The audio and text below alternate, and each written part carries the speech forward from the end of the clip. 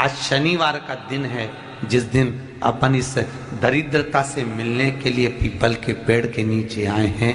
हिंदू धर्म में ये दिन पीपल के वृक्ष के लिए पूजनीय होगा।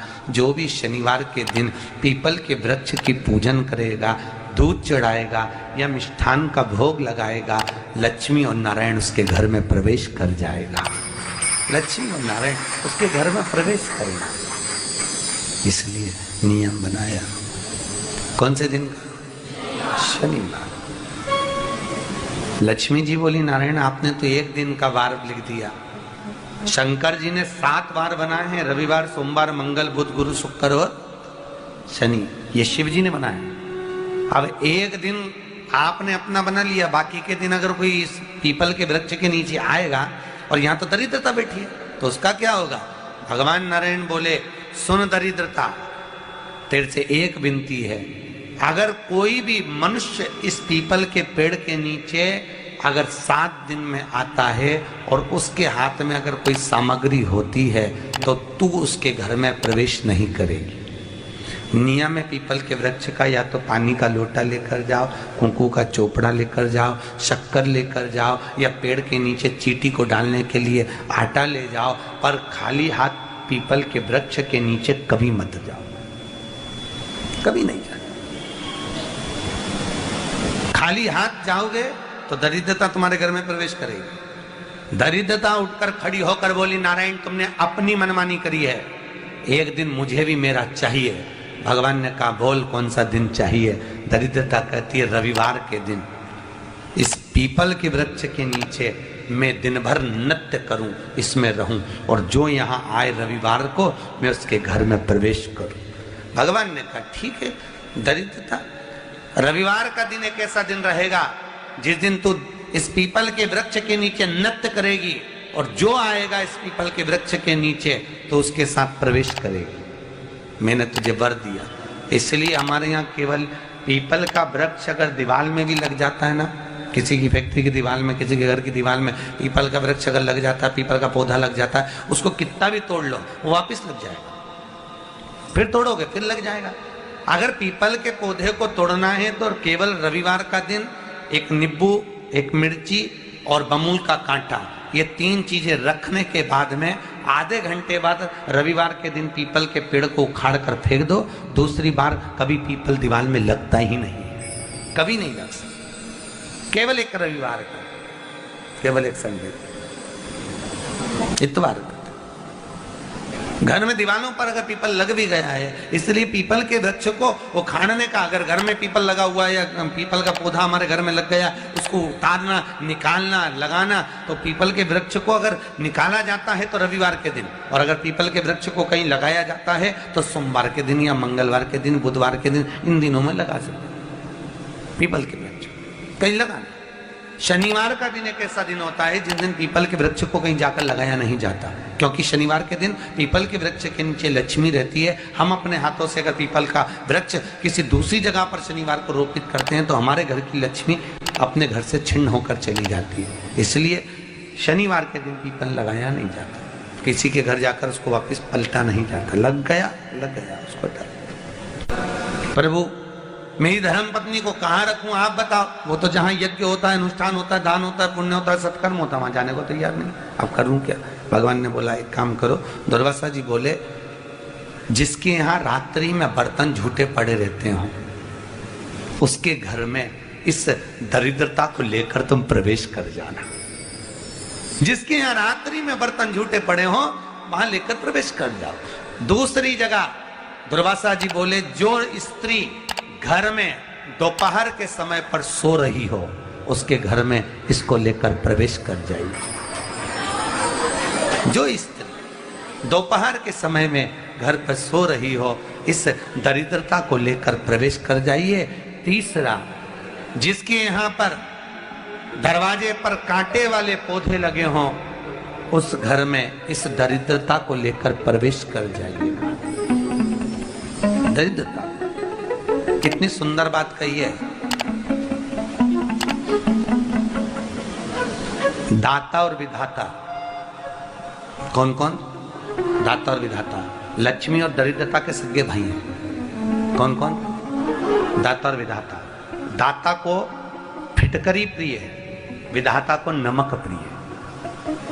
ये दोनों हमेशा लक्ष्मी को और दरिद्रता को दोनों को समझाते थे, दोनों में प्रेम बढ़ाते थे। आज भी हिंदू धर्म की रीति है, यहाँ तो ठीक है, जिसके यहाँ पर भी अगर थोड़ी सी भी परेशानी होती है, थोड़ा सा क्लेश होता है, अशांति होती है, लक्ष्मी नहीं टिक रही हो, काम नहीं बन रहे हो, बहुत प्रयास करा जा रहा हो और हमारा कार्य नहीं होता, तो क्या करते हैं, फिटकरी और नमक को पानी में डाल देते हैं और घर में पोछा लगा देते हैं। आप लोगों ने आजकल फेसबुक पे भी पढ़ा होगा, व्हाट्सएप पे भी पढ़ा होगा। तो क्यों लिखा उसमें? उसका कारण ही केवल इतना है कि दाता और विधाता की प्रियता उसमें।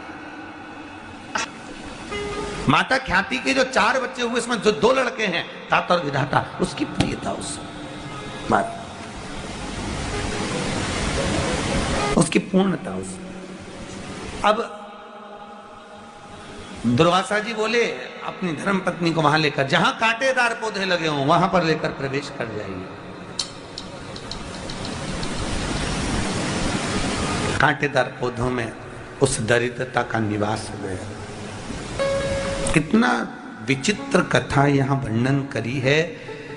श्रीमद् भागवत के अंतर्गत जो वर्णन किया कि मृत्यु निश्चित है, रोग ऐसा शनि महाराज के कारण हो गया हो, अच्छे काम करते करते उल्टे हो रहे हैं, होते हैं किसी किसी के साथ में, विपरीत परिस्थितियां आ जाती है, अच्छा करने जाओ बुरा हो जाता है, अच्छा कर्म करने जाओ बुरा हो जाता है। तो पीपल के वृक्ष की जो छाल होती है, छाल देखिए, पीपल के वृक्ष में जो छाल लगी होती है, उस छाल को घिसकर चंदन बनाकर भगवान शंकर का स्नान कराकर, अभिषेक कराकर, पूजन कराकर, पूजन कराने के बाद में पिपलेश्वर महादेव का नाम लेकर, कौन से महादेव?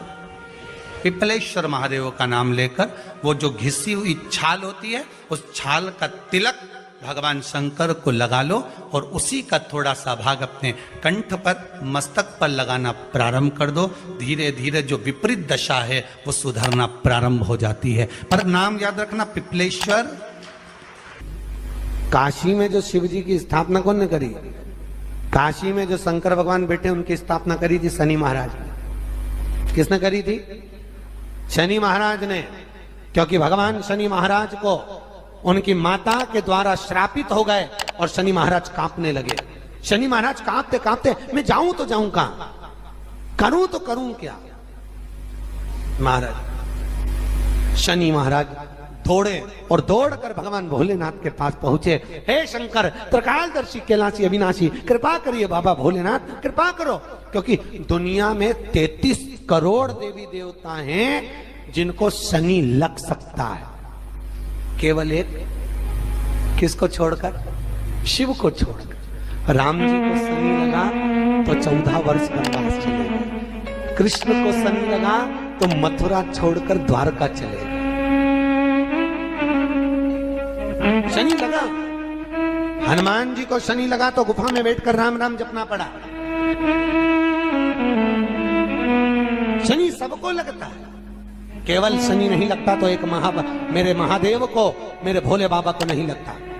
शंकर के पास में शनि आ गए। शनि ने आकर कहा, भोलेनाथ कृपा करिए बाबा, मैं बड़ा कष्ट में हूं, मैं करूं क्या?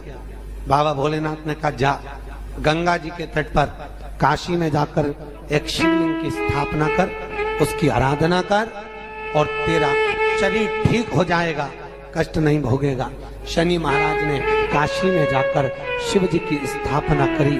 आज भी नियम है, जिसको शनि लग जाता है, एक काजल की डिब्बी ले लो और काजल की डिब्बी को 21 बार उतार कर उसको एकांत में जाकर, जंगल आदि में एकांत में किसी पेड़ के नीचे इतना सा खड्डा खोद कर उसमें काजल की डिब्बी को डाल दो और मिट्टी से पूर दो, उस व्यक्ति का शनि समाप्त हो जाता है।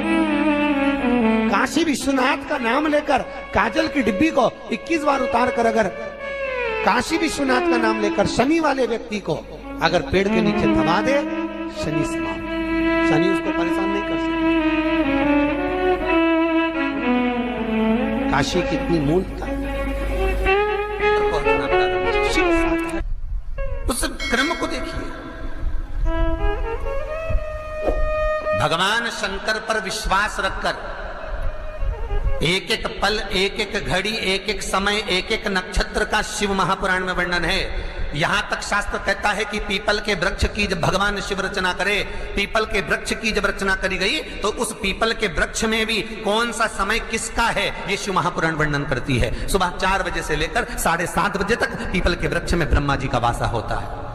7:30 बजे से लेकर 10:30 पौने 11 बजे तक पीपल के वृक्ष में भगवान विष्णु का वासा होता है। 10:30 बजे से लेकर पीपल के वृक्ष में 11:30 बजे तक पितरों का वासा होता है। 11:30 बजे से लेकर 12:30 बजे तक पीपल के वृक्ष में आहूतों का वासा होता है। 12:30 बजे से लेकर शाम को 4 बजे तक पीपल के वृक्ष में वासुकों का वासा होता है। 4 बजे से लेकर शाम को 7:30 बजे तक पीपल के वृक्ष में शंकर का वासा होता है। 7:30 बजे से लेकर 9:30 बजे तक पीपल के वृक्ष में कुबेर का वासा होता है। 9:30 बजे से लेकर फिर कुबेर के वृक्ष में अन्य देवों का वासा चालू हो जाता है। इसलिए हमारा हिंदू धर्म कहता है, हमारे शास्त्र कहते हैं कि पीपल के वृक्ष को जब पूजा जाता है, पीपल के वृक्ष की जब पूजन करी जाती है तो सुबह 10:30, 11, ज्यादा से ज्यादा 11:30, ज्यादा से ज्यादा 12, उसके पहले पीपल के वृक्ष की पूजन कर लेना चाहिए। रात को कुबेर का वासा होता है, इसलिए पीपल के वृक्ष में दीपावली के दिन रात्रि को 8:30 बजे से लेकर 9:30 बजे के बीच में जो पीपल के वृक्ष के नीचे घी का दिया लगाता है उसके घर में कभी संपदा की कमी नहीं आती है, क्योंकि कुबेर स्वयं विराजमान होता है पीपल के वृक्ष के नीचे। क्यों? क्योंकि 11:30 बजे से लेकर 12:30 बजे तक पीपल के वृक्ष में पितरों का वासा रहता है, आहूतों का वासा रहता है, फिर वासुकों का वासा आता है। पितृ किसको कहते हैं? महाराज जो पूरी उम्र लेकर चले गए और उनके भीतर अभिलाषाएं बहुत थी, मैं ये भी करना चाहता हूं, मैं ये भी करना चाहता हूं, वो पितृ हो जाते हैं। आहूत किसको कहते हैं? जिस माता के गर्भ में बच्चा जन्म ले और मर जाए, या 6 महीने का गर्भ धारण करने के बाद अवर्षण हो जाए, जीव पड़ने के बाद 6 महीने के बाद अगर बच्चा गर्भ में भी शांत हो जाता है, कुंवारी अवस्था में शांत हो जाता है, जिसका विवाह नहीं हुआ ऐसा बच्चा जब शांत हो जाता है, अधोगति में कोई मर जाता है, सुसाइड कर एक्सीडेंट में किसी भी रूप में मर जाता है, तो वो आहूत कहलाता। शनिवार के दिन जो पीपल के वृक्ष में सरसों के तेल का दीप लगाता है उसको शनि कभी परेशान नहीं करता। एक बात हमेशा ध्यान रखिएगा, मान लो अगर कोई भारी रोग ऐसा शनि महाराज के कारण हो गया हो, अच्छे काम करते करते उल्टे हो रहे हैं, होते हैं किसी किसी के साथ में, विपरीत परिस्थितियां आ जाती है, अच्छा करने जाओ बुरा हो जाता है, अच्छा कर्म करने जाओ बुरा हो जाता है। तो पीपल के वृक्ष की जो छाल होती है, छाल देखिए, पीपल के वृक्ष में जो छाल लगी होती है, उस छाल को घिसकर चंदन बनाकर भगवान शंकर का स्नान कराकर, अभिषेक कराकर, पूजन कराने के बाद में पिपलेश्वर महादेव का नाम लेकर, कौन से महादेव? पिपलेश्वर महादेव का नाम लेकर वो जो घिसी हुई छाल होती है उस छाल का तिलक भगवान शंकर को लगा लो और उसी का थोड़ा सा भाग अपने कंठ पर, मस्तक पर लगाना प्रारंभ कर दो। धीरे धीरे जो विपरीत दशा है वो सुधरना प्रारंभ हो जाती है। पर नाम याद रखना, पिपलेश्वर। जम कितना भी दुख, विपदा, कष्ट सम्मुख में खड़ा हुआ हो, कितना भी दुख, दिन होना चाहिए मंगलवार। कौन सा दिन होना चाहिए? जम के बोलो जरा, मंगलवार का। विवाह शादी में देरी हो रही हो, या कोई नया कार्य चालू कर रहे हो उसमें देरी हो रही हो, या कोई सर्विस के लिए, नौकरी के लिए जा रहे हो और वो कार्य नहीं हो रहा हो, तो एक धतूरा, केवल एक धतूरा, उस धतूरे को फोड़कर उसके अंदर का फल निकालकर उस फल को शिवलिंग पर चढ़ाकर 1 लोटा जल शंकर भगवान को समर्पित कर रहे हैं। दिन होना चाहिए मंगलवार। कौन सा दिन होना चाहिए? जम के बोलो जरा, मंगलवार का समर्पित करो। उसके बाद में आप विवाह के लिए अगर समर्पित करे हैं तो विवाह में देरी नहीं होगी।